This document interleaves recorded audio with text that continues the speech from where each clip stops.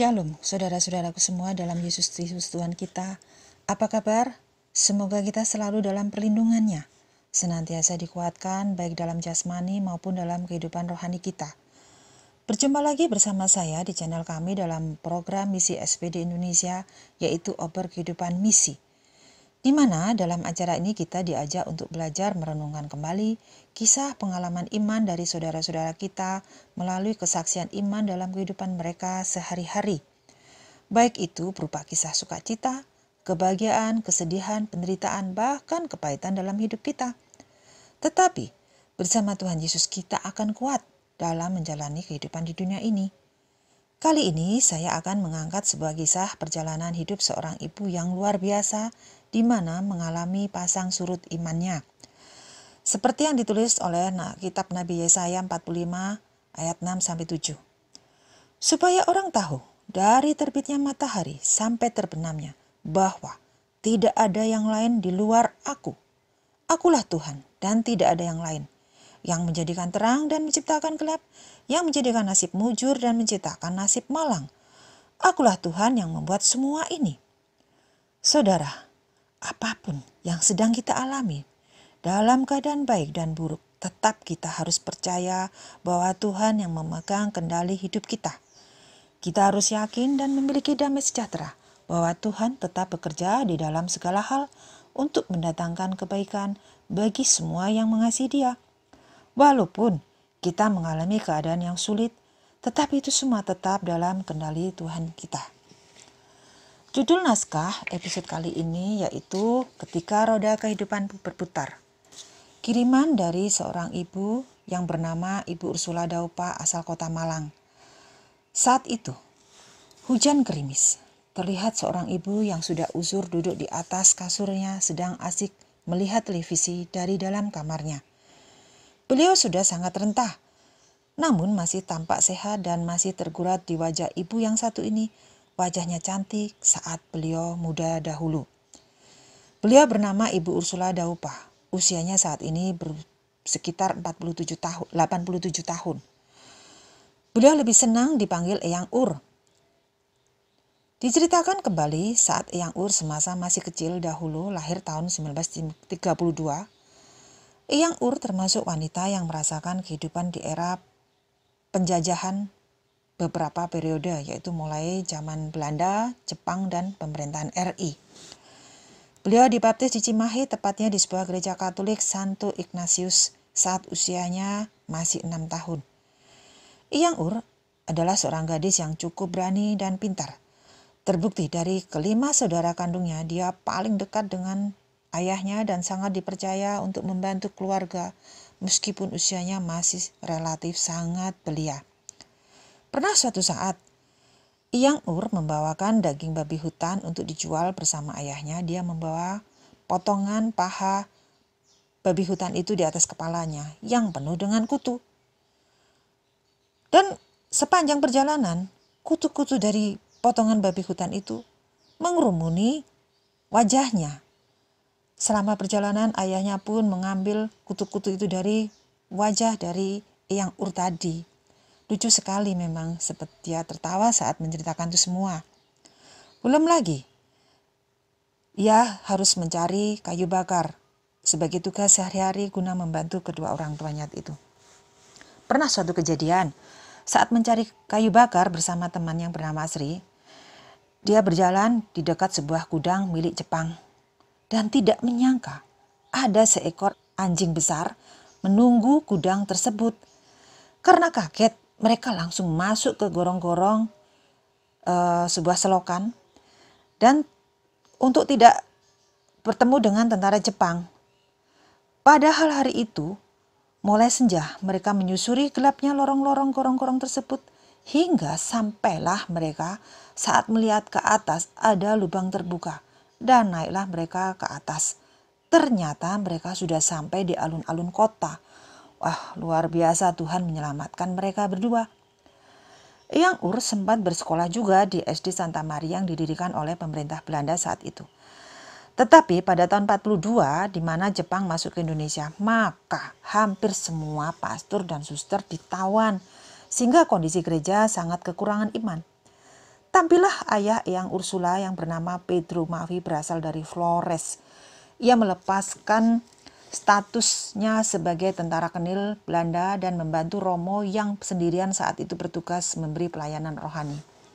Selain itu, Bapak Pedro juga bertugas sebagai koster di gereja Cimahi untuk membunyikan lonceng Angelus setiap jam 12 siang maksud saya. Lagi-lagi tentara Jepang melarang untuk membunyikan lonceng gereja. Karena pada intinya tentara Jepang tidak ingin ada perkembangan rohani di daerah itu. Sempat juga Eyang Ur juga bercerita ketika ayahnya ditangkap oleh Jepang dalam kondisi sedang berdoa di rumahnya. Untungnya Pak Pedro sehari sebelumnya sudah merasakan firasat itu bahwa ia akan ditangkap dalam waktu dekat. Pak Pedro memesan Eyang Ursula untuk menyelamatkan dokumen gereja yang sempat disimpan Pak Pedro. Agar nanti kelak pada saat ditinggal Pak Pedro, dokumen itu segera dikirim ke opanya, yaitu seseorang yang ditunjuk dan dipercaya Pak Pedro untuk menyimpan dokumen gereja.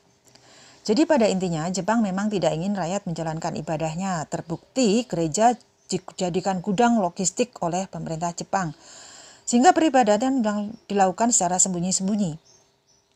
Nama Pak Pedro pun tercatat sebagai martir awam pertama di Cimahi dalam sejarah gereja Katolik. Dan setelah kemerdekaan RI tahun 45, Jepang menyerah, maka para pastor dan biarawati yang ditawan tentara Jepang segera dibebaskan.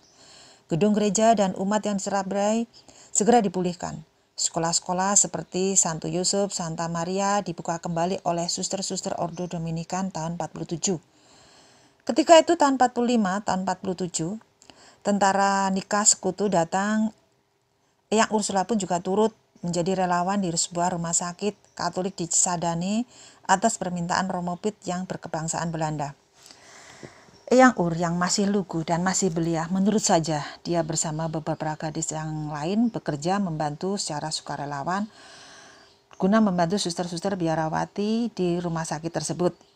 Mereka tidak dibayar, cuma diberi makan saja karena sifatnya memang menolong. Terkadang ada saatnya kiriman dari pakaian bekas dari kerajaan Belanda datang, mereka inilah yang mendapatkan bagian lebih dahulu untuk memilih sebagai hadiah atas kerjanya itu, sebelum sisanya dibagikan pada masyarakat yang membutuhkan. Ada satu peristiwa yang tak terlupakan bagi Eyang Ursula ketika ia diberi tugas membantu Suster Bonaventura untuk membantu persalinan seorang pasien. Eyang Ur memang tidak paham bahasa Belanda dan terbatas sekali tentang bahasa Belanda itu. Namun dia merasa Tuhan menuntunnya. Suatu kali Suster Bonaventura, seorang biarawati yang sekaligus sebagai bidan, memintanya untuk membantu mengambilkan peralatan medis karena dia sendiri tidak begitu paham bahasa Belanda apalagi barang-barang medis saat itu. Hanya dengan bantuan sajalah tentunya dengan lancar Eyang Ur bisa melayani dengan cekatan Suster Bonaventura saat diperintah menyiapkan dan memberi barang-barang yang dibutuhkan pasien untuk membantu persalinan. Eyang Ursula sendiri juga merasa heran dengan dirinya sendiri. Kok bisa ya ia memahami semua pekerjaannya padahal dia sendiri sama sekali tidak tahu medis dan juga tidak tahu bahasa Belanda. Esok harinya, Eyang Ur sempat dipanggil suster kepala rumah sakit tersebut. Dia memberi apresiasi yang bagus atas kerja Eyang Ur yang telah lancar membantu Suster Bonaventura, dan akhirnya Eyang Ur diberi sebuah buku tebal, yaitu buku medis untuk belajar secara otodidak tentang keperawatan dalam bentuk bahasa Belanda. Luar biasa. Waktu pun berjalan, Eyang Ursula sempat bekerja di rumah sakit tersebut selama 3 tahun secara sukarelawan. Lalu ia mencoba melamar bekerja di sebuah gudang peralatan tentara sebagai penjahit di sana. Banyak hal yang dia harus belajari, mulai menjahit pakaian, masang kancing, dan sebagainya. Dan segala pernak-pernik yang dibutuhkan tentara Belanda. Karena saat itu Indonesia masih dikuasai sekutu Nika. Dan ketika agresi militer usai, TNI Brasil menguasai gudang tersebut. Disitulah Eyang bertemu jodohnya, seorang tentara juga, di mana usia Eyang waktu itu masih muda, sekitar 17 tahun. Jodohnya itu bernama Pak Marwoto, dan pernikahan tersebut dikaruniai 2 anak laki-laki dan perempuan. Sekalipun Eyang sudah menikah dan sudah memiliki 1 anak, dia masih ingin bekerja sambil membawa anaknya di tempat kerja. Ia menyusui sendiri dan merawat anak itu sembari bekerja. Kemudian dia berhenti bekerja setelah anak keduanya lahir. Namun pernikahan tersebut tidak bertahan lama, hanya 4 tahun saja. Karena pada waktu itu pemerintah RI ingin menyekolahkan tentaranya agar memiliki keterampilan khusus. Maka dikirimlah Pak Warmoto ke negeri Belanda selama setahun. Suami Eyang Ur itu disekolahkan stenografi di sana. Sempat suaminya juga mengajak istrinya ikut sekalian tinggal di negeri Belanda karena di sana ada sanak familinya, yaitu tantenya yang tinggal di sana menikah dengan orang Belanda. Namun permintaan itu ditolak karena kesepian dan komunikasi tidak selancar seperti saat ini. Pulanglah Eyang Ur ke Solo bersama 2 anaknya. Dan saat suaminya pulang ke Indonesia, Eyang Ur sudah tidak mau lagi kembali ke suaminya lagi. Maklum, saat itu pengetahuan yang kurang tentang arti sebuah perkawinan dan usia yang masih relatif muda saat mereka menikah. Keuletan dan keterampilan Eyang yang selalu banyak belajar berbagai hal membuatnya dia bisa menari dance ala Eropa sebagai salah satu mata pencariannya. Demikian juga ketika Eyang Ur melatih tarian dance itu, bertemulah dengan seorang pemuda. Dia pegawai pemerintah dinas kehutanan, namanya Pak Bambang, yang juga pelatih dance. Akhirnya mereka pun menikah sekitar tahun 50-an lah. Dan Pak Bambang pun mulai mengenal ajaran Katolik karena Eyang Ur dan meminta untuk belajar katekis untuk segera dibaptis. Tahun 51, anak pertama mereka dari perkawinan keduanya lahir. Disusul anak kedua, semuanya laki-laki. Perjalanan karir suami Eyang Ur semakin tahun semakin meningkat, terbukti berbagai kota disinggahinya, antara lain mulai dari Cimahi, Lembang, Sukabumi, Bogor, Bandung, dan yang lama tinggal yaitu di Sampit, Kalimantan. Sempat tinggal 7 tahun di sana sebagai administratur perhutani. Kalian Eyang Ur yang selain cantik dan pintar dan hobinya yang suka merawat rumah, menjahit, serta merangkai bunga, menjadikan Eyang Ur banyak teman tak terkecuali istri para pejabat-pejabat pemerintahan di daerah itu, sehingga banyak sekali menimbulkan kecemburuan dari teman-temannya. Dengan posisi dan jabatan yang tinggi, maka tak heran suami Eyang Ur juga bisa membeli banyak aset tak bergerak seperti beberapa rumah yang luas di kota Banyuwangi juga di kota Malang. Dan beberapa usaha dibuatnya seperti bengkel mobil, pencucian mobil sekalian.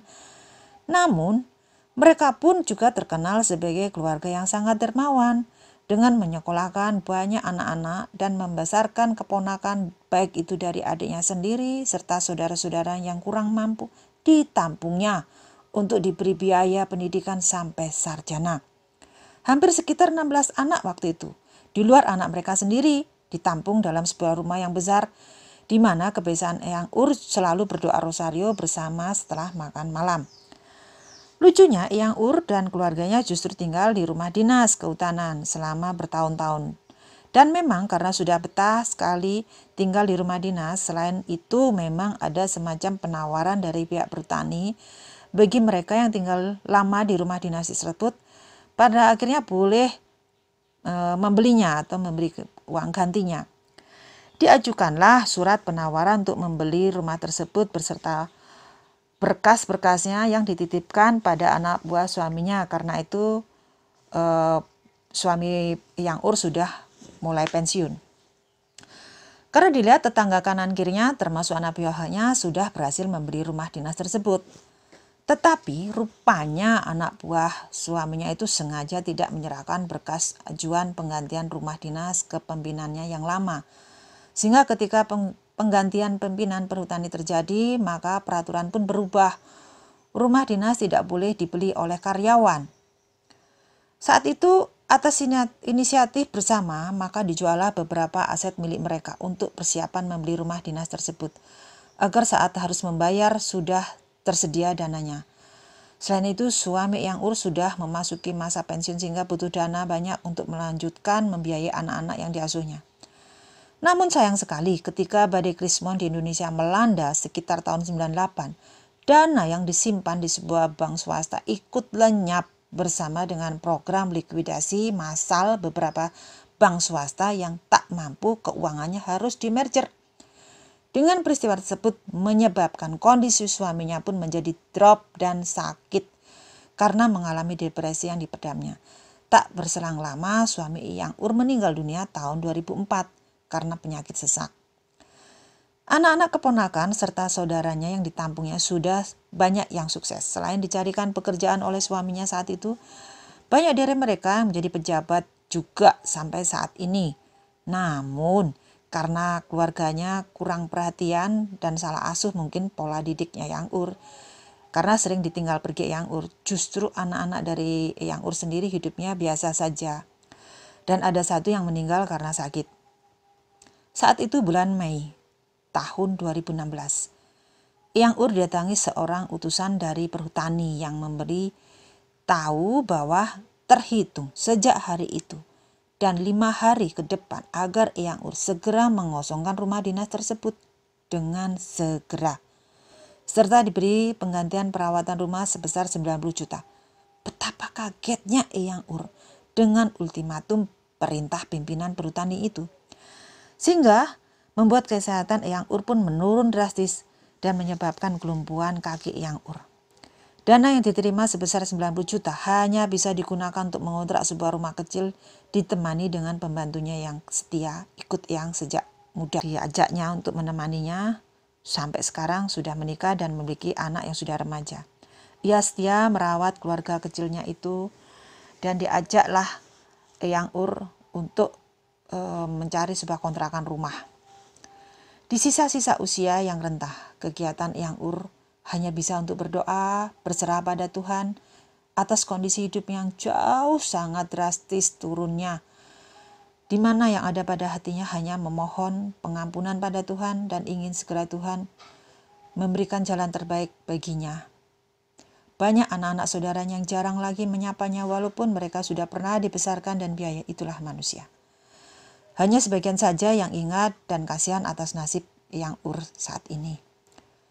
Saudara, demikian kisah dari Eyang Ursula yang sangat menyentuh hati kita, di mana ketika usia muda sudah berlala dan bekerja keras untuk keluarganya, dan kemudian mengalami perubahan nasib saat menikah dan mengalami nasib yang baik, berada di puncak kejayaan hingga ekonominya lebih dari cukup.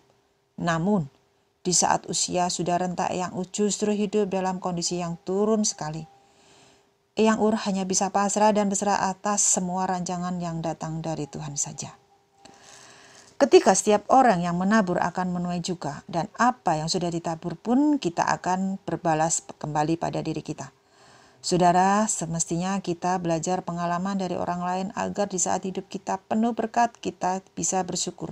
Namun saat hidup kita redup, bahkan dalam posisi di bawah, seyogyanya kita tetap selalu memohon pengampunan dosa atas kejadian-kejadian yang kita alami, dan kita tetap dikuatkan dalam segala ujian yang kita alami selama ini. Karena nasib kehidupan itu seperti sebuah roda yang berputar, kadang di atas, kadang kita juga berada di bawah. Demikian saudara, kisah kesaksian dalam episode kali ini. Kita akan berjumpa lagi dalam episode berikutnya. Dan bagi saudara yang ingin berbagi kisah pengalaman bersama Tuhan, kirimkan kisah kesaksian saudara pada email kami atau pada WA kami yang sudah tertera di dalam video ini, agar nama Tuhan semakin dipermuliakan. Tuhan Yesus memberkati. Shalom.